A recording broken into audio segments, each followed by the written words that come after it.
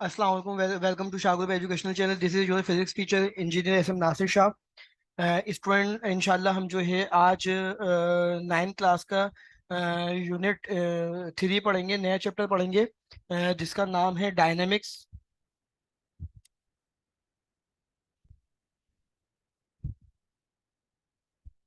Okay student, dynamics के अंदर जो है जो हम टॉपिक पढ़ेंगे, the first topic related to dynamics chapter, the name is as you can see on your screen force. What we have the definition of force. Basically, we have the definition of force right now.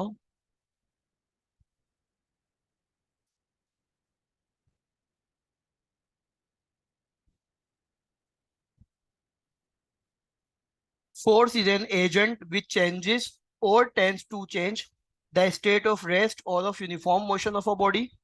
Force basically जो है वो एक ऐसा agent है, एक ऐसा अवामिल है जो कि विच चेंजेस, जो कि तब्दील कर दे, जो कि क्या कर दे, चेंज कर दे, तब्दील कर दे, और टेंड्स या चेंज करने की कोशिश करे, या तो तब्दील कर दे या तब्दील करने की कोशिश करे। टेंड्स कहते हैं कोशिश करने को। Change the state of rest और of uniform motion of a body, इसको हम फोर्स कहेंगे। लेट्स से, अगर मैं यहाँ पे आप बात करूँ कि एक पर्सन है और वो पर्सन जो है वो इस ब्लॉक को पुश करके जो है फोर्स अप्लाई कर रहा है, तो आप देखेंगे ये ब्लॉक जो है वो आगे बढ़कर इस तरफ आ जाएगा। लेकिन अगर मैं कहूँ कि एक पर्सन है और एक जो है वो वॉल है हमारे पास, बेसिकली ये दीवार है, अगर वो पर्सन इस दीवार को फोर्स अप्लाई करने की कोशिश करे तो ये दीवार अपनी जगह से मूव नहीं कर पाएगी। तो यहाँ उसने इस ब्लॉक की पोजीशन को चेंज कर दिया, और यहाँ पर्सन जो है वो बेसिकली इस वॉल के ऊपर फोर्स अप्लाई करके इसकी पोजीशन को चेंज करने की कोशिश कर रहा है, बट कर नहीं पाएगा क्योंकि इसकी फोर्स हमेशा ज्यादा रहेगी इसके मुकाबले में। So force is an agent which changes or tends to change the state of rest or of uniform motion of a body. The magnitude of force is denoted by F. जो force की मकदार है, force का जो symbol है उसको denote किया जाता है कैपिटल एफ से, and calculated by the formula. और what we have the formula of force, we have the formula of force right now as you can see on your screen. F is equal to M A. अगर आप देखें, ये force की conceptual definition थी। अगर मैं आपसे कहूं कि what we have the numerical definition of force, तो we have the numerical definition of force right now as you can see on your screen. The product of mass and acceleration. आप देखें, मास और एक्सीलरेशन आपस में क्या हो रहे हैं स्टूडेंट्स, मल्टीप्लाई हो रहे हैं। तो हम ये भी कह सकते हैं कि the product of mass and acceleration of a body, it is said to be force. Force can accelerate और डिसलेरेट ऑफ अ बॉडी।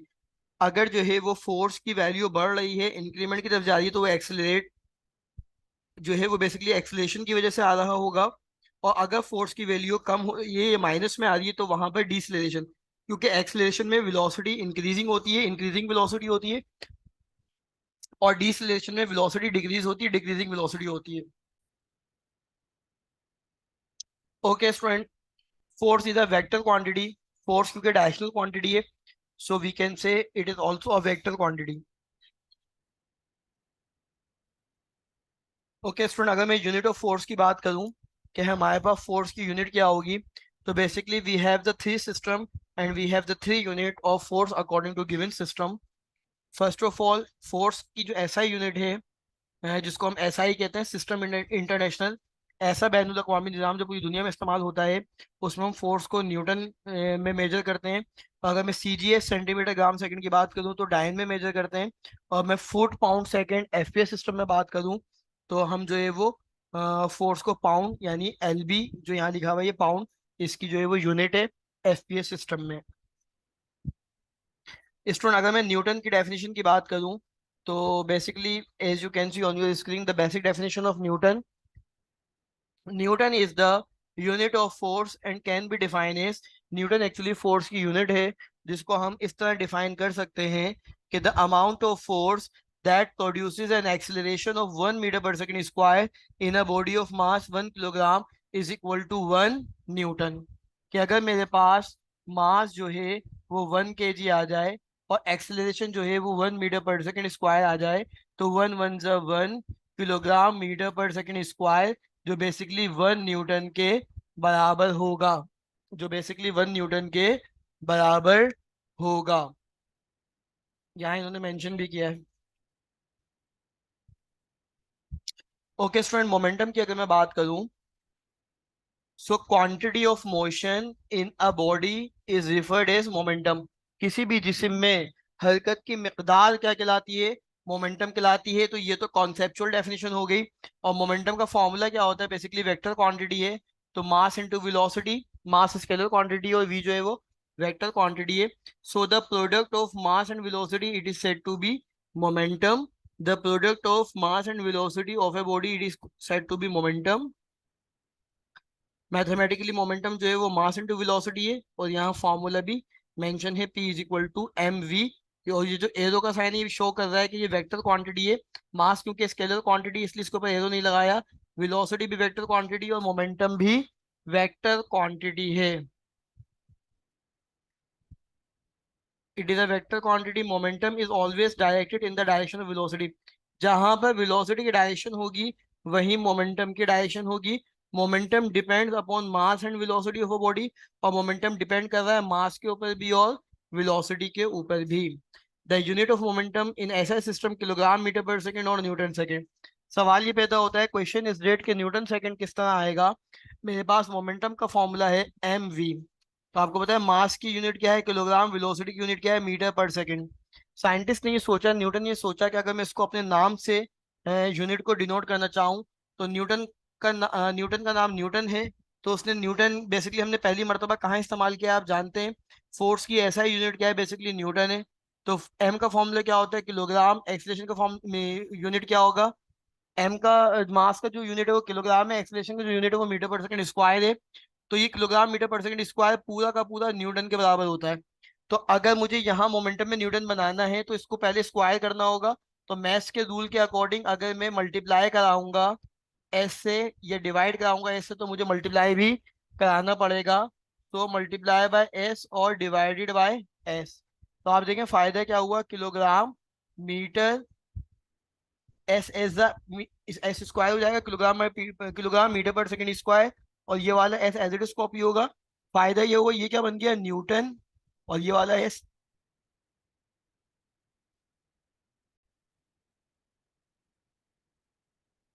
और बेटा ये वाला S as it is copy हुआ, तो ये बन गया न्यूटन सेकंड।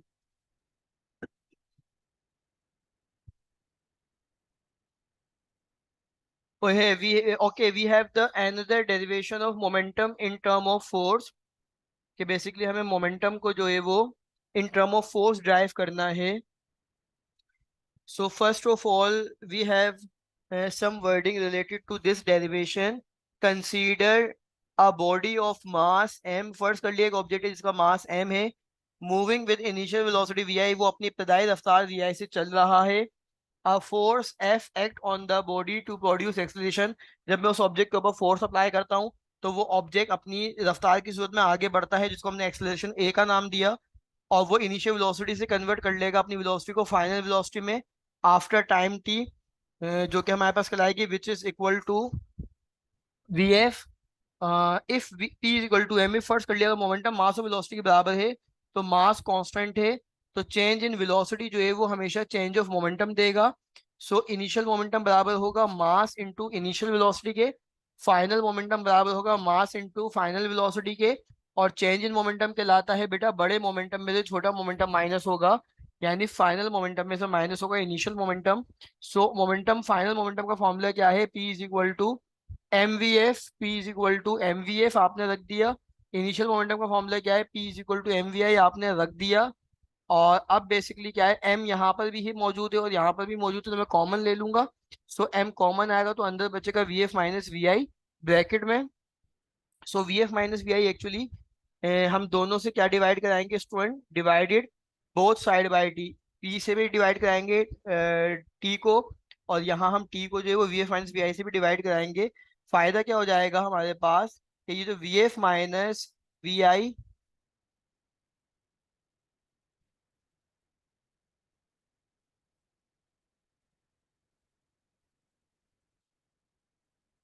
ये जो बेसिकली हमारे पास V F minus V I upon T है, ये ए बन जाएगा। सो स्टूडेंट मैं क्या करूंगा यहाँ पर कि बेसिकली मैं इसको V F minus V I upon T की जगह क्या रख दूंगा, ए रख दूंगा। यहाँ मैं ए रख दूंगा बेटा। और delta P upon delta T as it is copy होगा। हम जानते हैं एम ए किसके बराबर होता है, फोर्स के। तो मैं इक्वेशन 2 को जो है वो यहाँ पर एफ पुट करूंगा। तो मेरे पास एफ बराबर आ जाएगा डेल्टा पी अपॉन टी के। और स्टूडेंट ये टी डिवाइड हो जाए is equal to right side पे आके क्या हो जाएगा, मल्टीप्लाई। तो डेल्टा पी का एक और फॉर्मूला बन जाएगा F into T.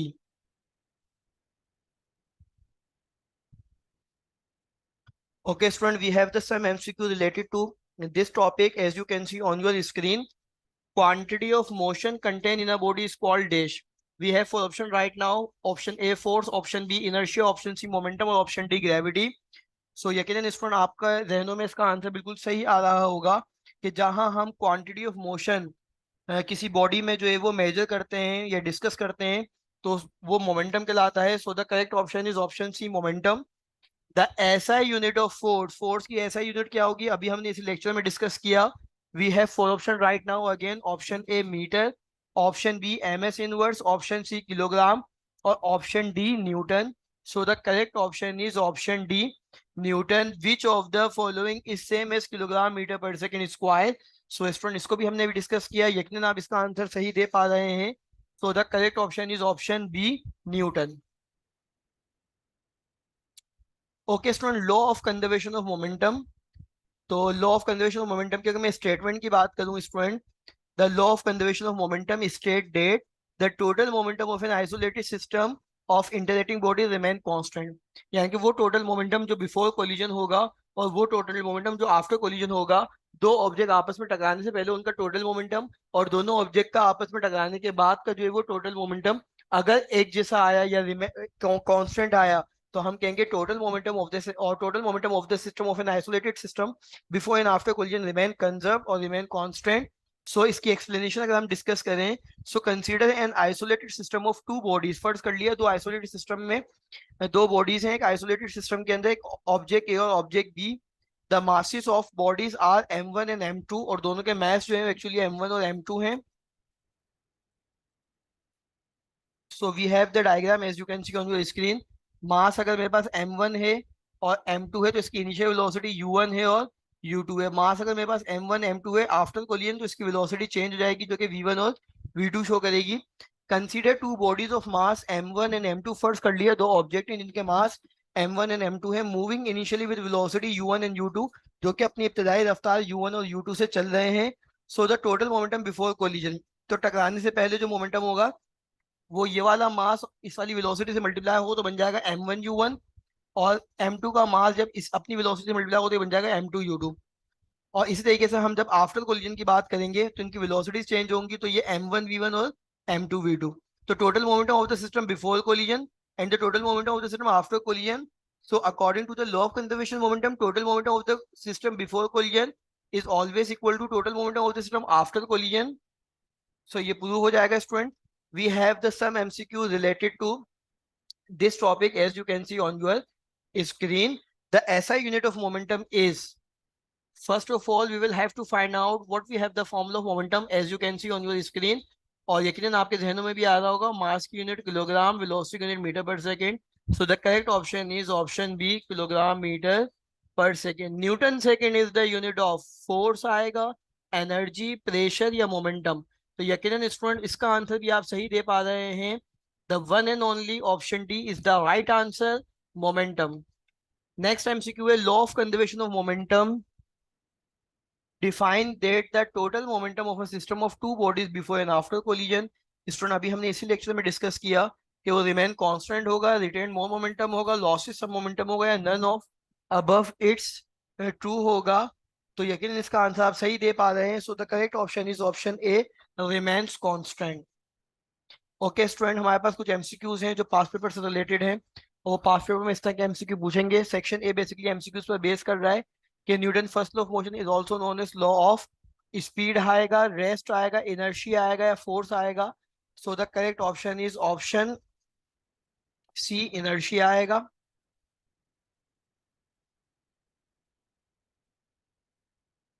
quantity of matter contained in a body is called dash. We have the four option right now: mass, volume, area, weight. So the correct option is option A, mass आएगा. Quantity of matter क्या होता है student? मास होता है.